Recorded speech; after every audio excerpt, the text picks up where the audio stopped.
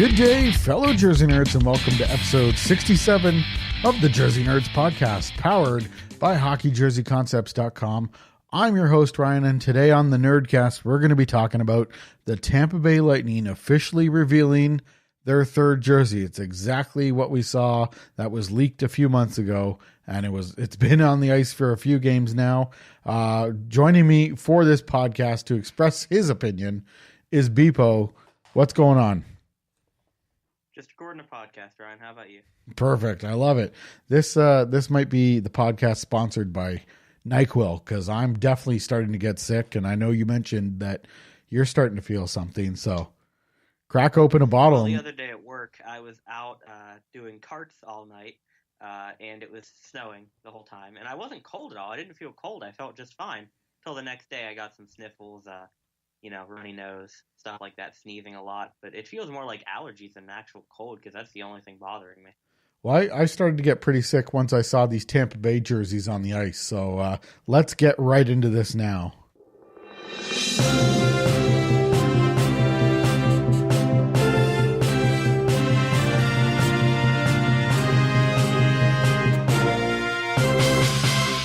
Okay, so Tampa Bay Lightning came out with the alternate jersey. It's what we saw in the leak a few months ago.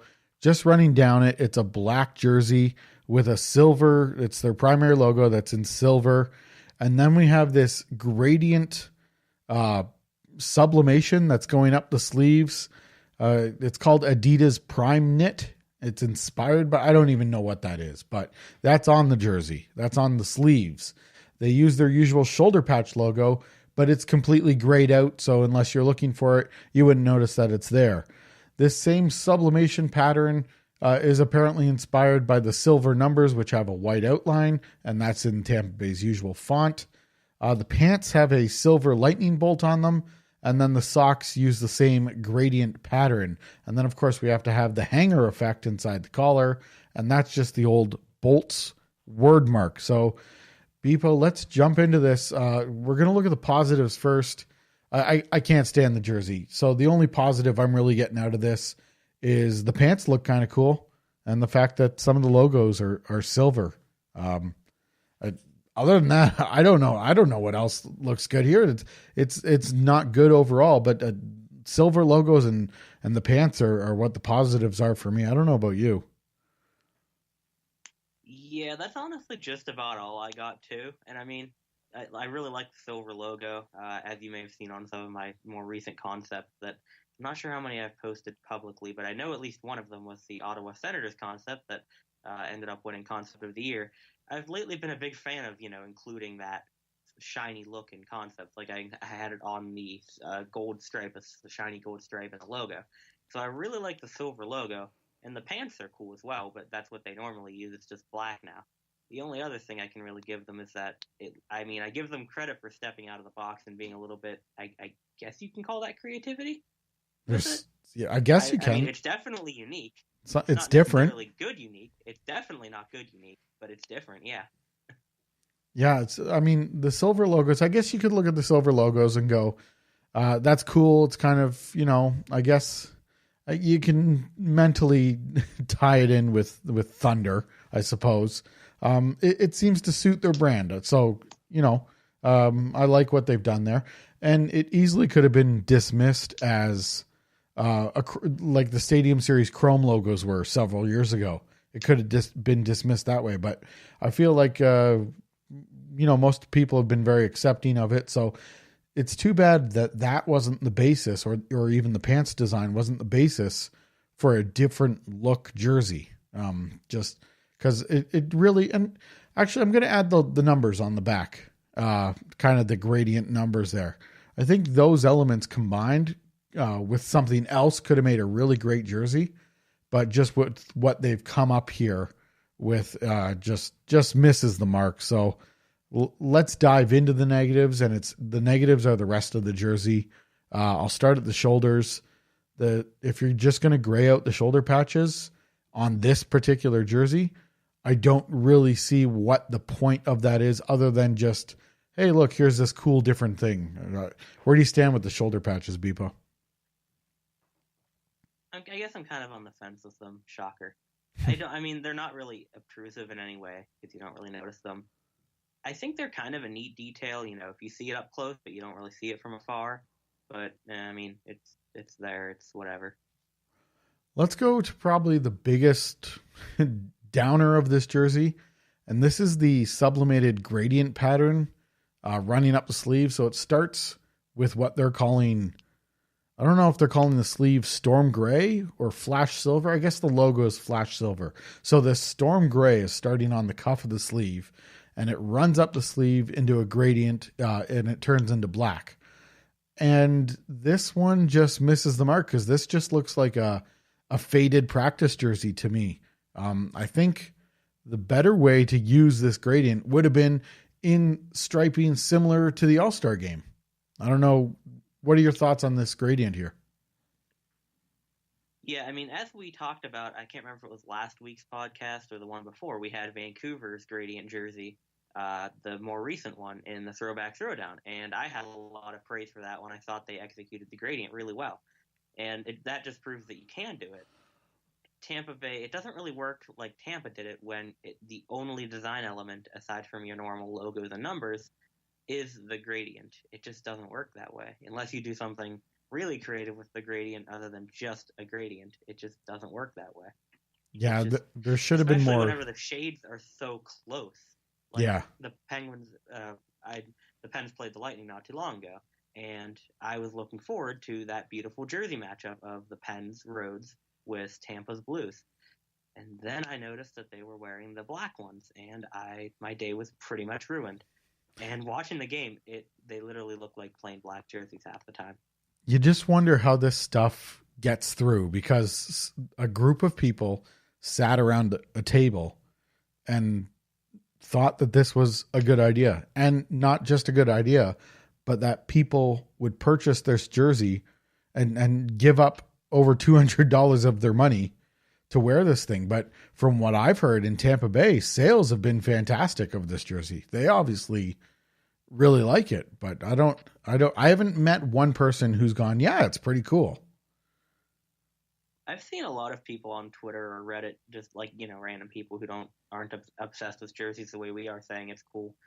I don't understand. I don't get it. Do they just like the black on it? Do they like how dark it is? I don't really understand. It doesn't look anything like a hockey jersey. It looks like an athletic sweatshirt. Yeah, and if you bought an Adidas Authentic and you didn't get it numbered, there's really nothing to it. It's a very blank jersey. Like this one needs numbers. You cannot get it blank. 100%. And on the numbers, the back ones, I kind of agree with you that the gradient kind of works, but it would work better if they stood out more because it's hard to see them whenever you're watching the game, whenever you see it on TV. I don't know how it looks in person, but it's a little bit hard to actually see what numbers on the back of a player's jersey as you're watching it. So maybe it just needs to be a little more drastic because I kind of like the idea of the sublimation in the numbers. So I think the idea of the sublimation is okay, but it's just not used properly here. Like I'd like to see it in the numbers, or maybe there was some way to do it with the parlay system. Like how cool would it be to see the parlay system as a full-time alternate, or even whatever, a full-time home or road in the NHL? I think that would be far more appropriate than a one-off all-star game. So I really think that system could have been used here. We could have seen similar use of the sublimated gradient. It just is too plain. It just really misses the mark. And I don't know, is the color scheme appropriate, or would you have liked to have seen some blue here somehow? I mean, we all know that I'm not a big fan of the lack of color, so just off the bat, I'm not a big fan of that. But for the theme that they were going for, I think it's very appropriate. It was just very misused. But if they're going to go with this gradient pattern, it's got to have some blue to stand out a little bit. Like I've seen some mock-ups that are just double blue, or I don't know if I've seen any mock-ups of it, but maybe have a black base with blue arms, like blue gradient. That would work a lot better. But if they're going with the night theme, I would definitely stick with the black and gray, as much as I don't necessarily like that color scheme. And I wish the gray collar stood out a little more too. I mean, I'm looking at the image, the full body image of Braden Point that the Lightning sent out, and that's on our post on hockeyjerseyconcepts.com, which is linked in the episode description here. But I'm looking at the full body image of Braden Point, and that gray collar really gets lost on this jersey. I think maybe if they brought it all the way around or just used that trim line on the collar for the gray, or even made it more silver to match the logo, that would have even popped a little bit more and maybe differentiated this from a practice jersey. That's another way they could have gone. I think there's lots of different ways they could have gone here to differentiate this from a practice jersey. I was thinking too, and it's definitely not groundbreaking by any means, but it would be a huge improvement, is to literally just take their home and road template, make it black, and make the stripes the same shiny silver in the logo. Now, it would be very boring and uncreative, but it would look better. It would actually look like a decent jersey. It would be something different. Like it would be, there would be some more character to it, I think, in that situation. Whereas this is just like you want to feel the weight difference of stripes being stitched on a sleeve, especially if you're buying a replica or a Adidas Authentic. If you just pick this up and it's just a blank jersey. It's such a blank jersey.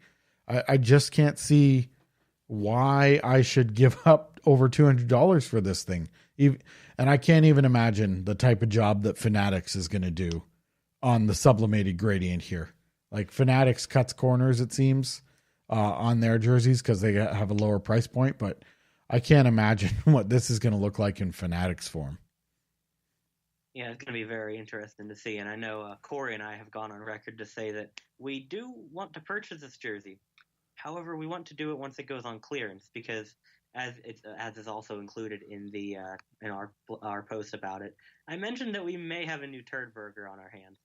So it may kind of go down as one of those awful jerseys of history, which is why I'd want to own it just for that infamy. And also, just to go back real quick to my idea of just recoloring the home and road jerseys, I think it would really fit with that, disrupt the night scene. Literally take their regular jerseys and darken it and make it night.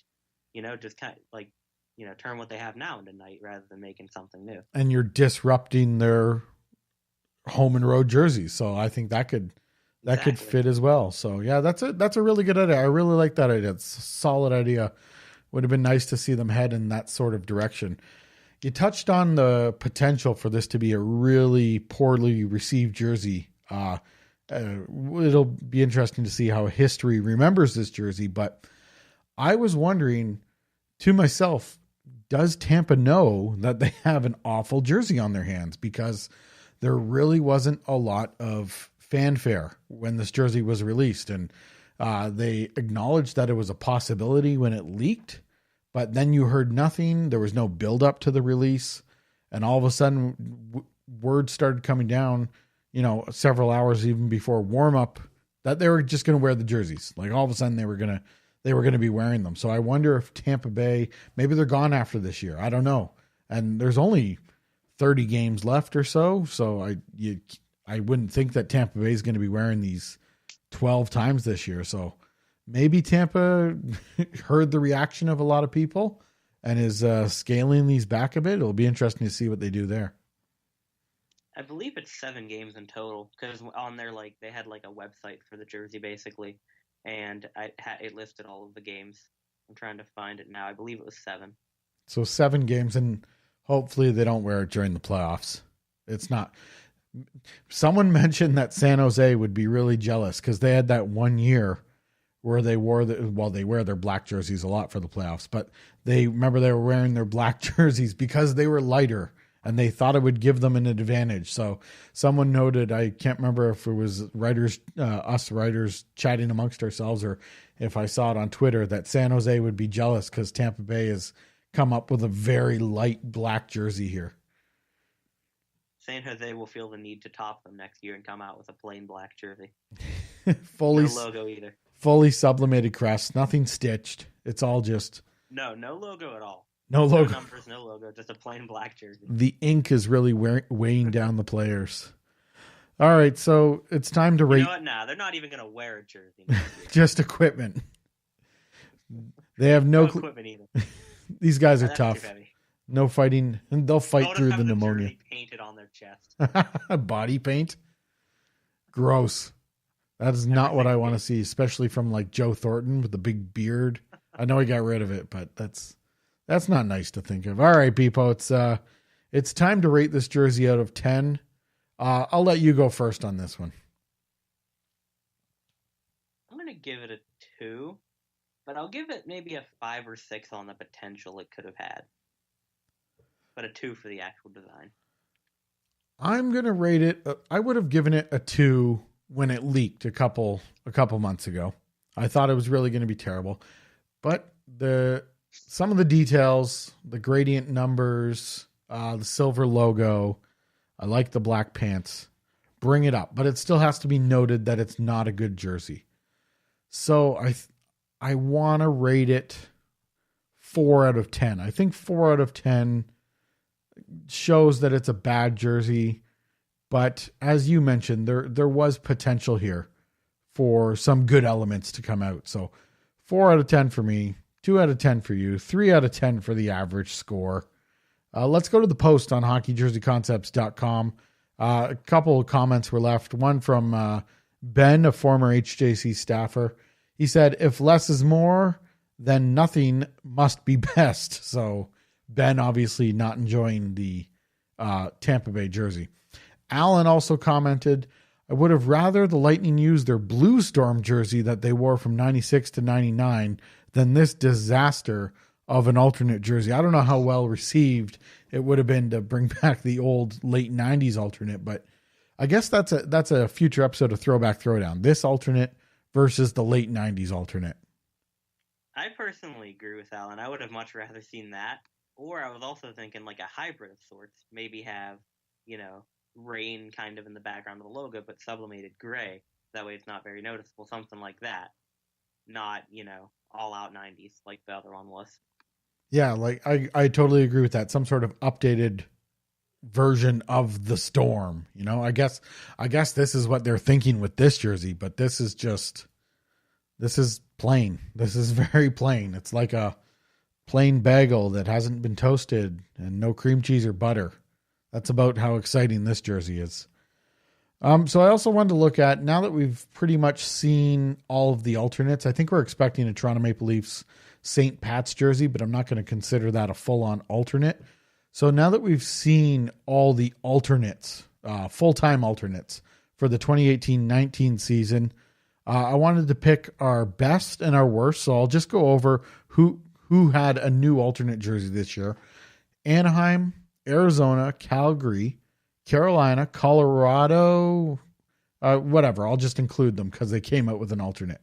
Columbus, Los Angeles, the New York Islanders, Ottawa Senators, maybe, Philadelphia Flyers, Pittsburgh Penguins, St. Louis Blues, San Jose Sharks, Tampa Bay Lightning, Washington Capitals, Winnipeg Jets. Let's start, Bpoe, with your favorite of the bunch. Are we doing one pick, I guess? Might as well. If you got some notable mentions, that's okay. But make sure that you choose your best one. Even if it's a rehash, even if we've seen it before, it's fine. Yeah, I'm going to give my honorable mentions to Winnipeg and the Islanders because they're both original jerseys that look pretty nice. The Islanders one, while I still don't love it, it's grown on me. And I'm also going to give it to St. Louis because we've seen that one before, but not often. And it is a goddamn beautiful jersey. It is, yeah. And my true number one pick, while I'm 100% sure this is biased, is the Penguins one. I initially wasn't huge on it, and I know the reception on it wasn't incredible. But the more I've been watching the Penguins play in this, the more I love it. I just love the amount of color in it. I love the yellow. It just looks great. And I'm actually going to be going to the game tomorrow, in which they're going to be wearing this. So I'm very excited to see it in person. It is a great jersey. It goes in my honorable mentions. I think it's a really solid jersey. It accomplishes what I think an alternate jersey should. And that's something different, but still tying into the team's identity.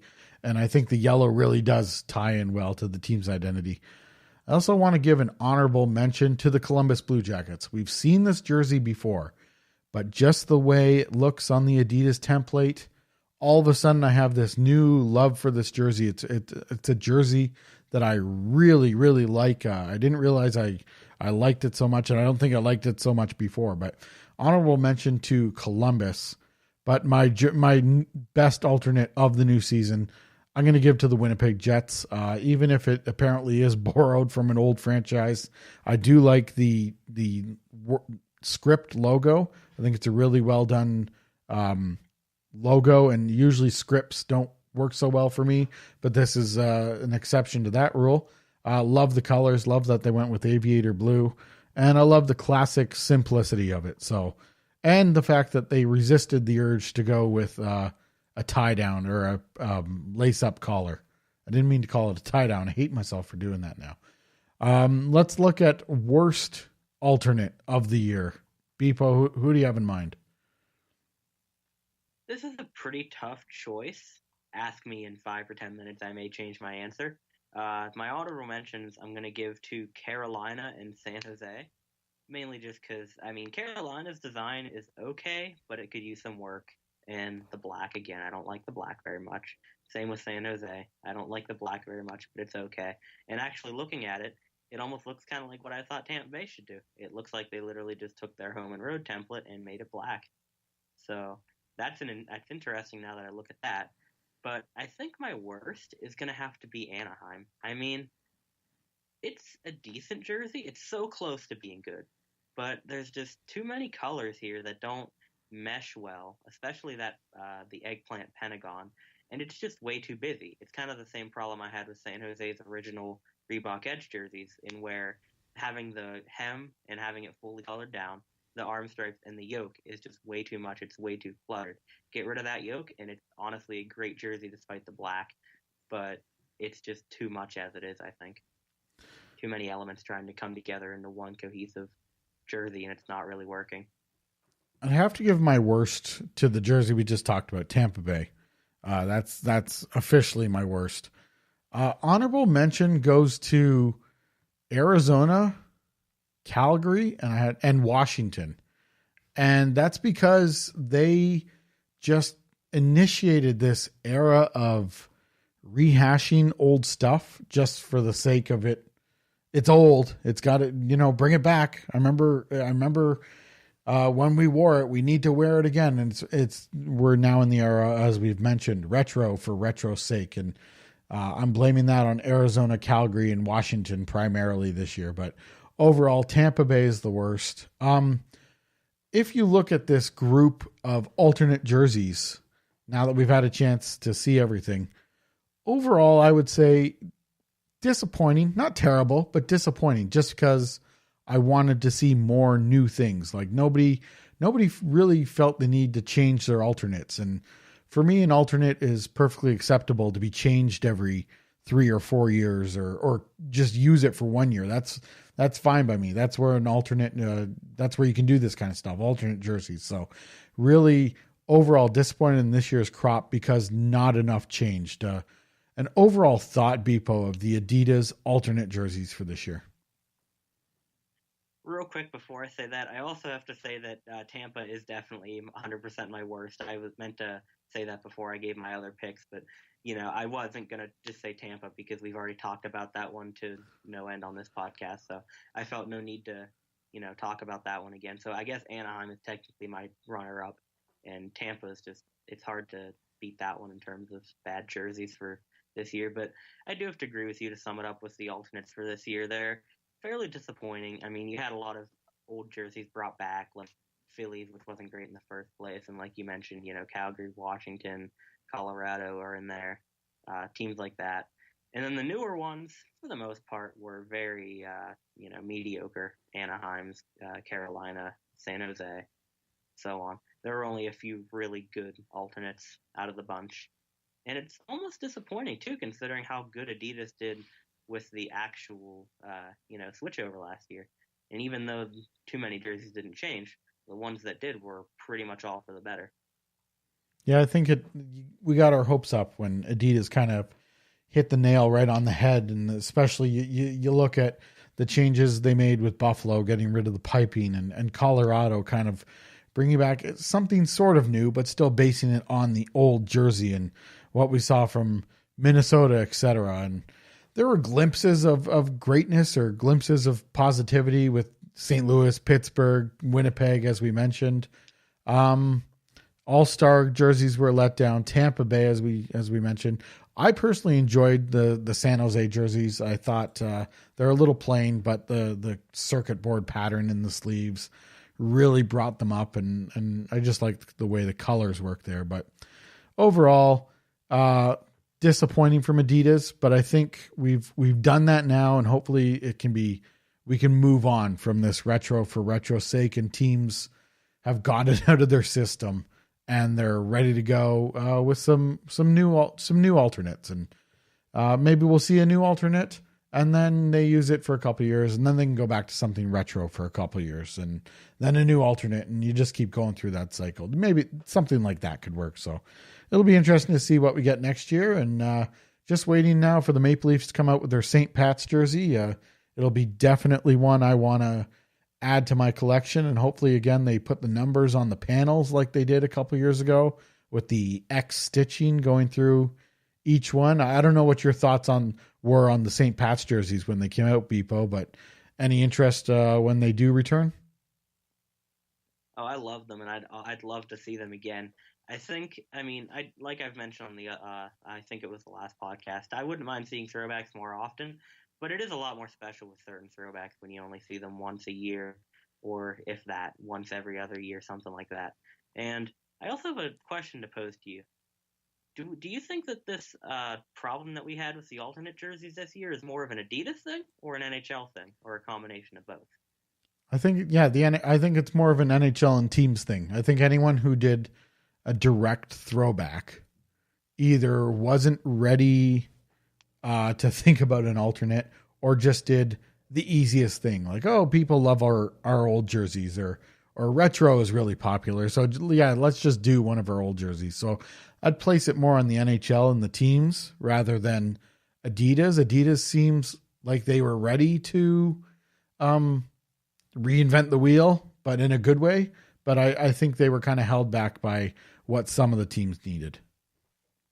Well, if you look at Tampa and the All-Star jerseys, which are both kind of based on Adidas technologies or other designs, yeah, you can definitely see they're willing to reinvent the wheel, whether for good or bad. Well, again, I mean, as I mentioned, I personally would have liked to have seen, if you look at Tampa's All-Star jersey, that would have been fine by me. Like, if that was their alternate jersey, and even coming out with the parlay system as their alternate jersey, again, that would have worked for me. But that's not what we got, and we got the gradient jersey. So, if you want to, for the listener, you want to get in and let us know what you think about Tampa Bay's alternate jersey, you can do that on our posts on hockeyjerseyconcepts.com, and that link is in the episode description. Or you can get us on Twitter at hockeyjc, or email your thoughts to us, podcast@hockeyjerseyconcepts.com, because apparently this jersey sold really well in Tampa Bay. So I would love to hear from people who loved it, and I would also love to hear from people who hated it, and that would validate Bpoe in my opinion of this jersey. So that is what we have for you today. Be sure to subscribe to all of the podcasts on the HJC Podcast Network. We have Fake or Authentic, which comes out every Thursday if we ever get our act together and record it properly. We have Throwback Throwdown, which is supposed to come out every Saturday. Again, we haven't been very good at recording it because syncing up everyone's schedules and making sure that nobody is sick has been difficult these past couple weeks. We have the Columbus Blue Jackets stinger entries. We're doing a redesign competition on hockeyjerseyconcepts.com right now, and it's for the Columbus Blue Jackets, but the kicker is you got to use stinger as the primary logo. So entries for that are due February 22nd. And we also have the Cleveland Monsters top 3 vote going on the blog, and that ends February 15th. So I'd like to thank Bpoe for being on the podcast this week. Again, leave your feedback on Twitter or by emailing us. Thank you for listening, everybody, and goodbye.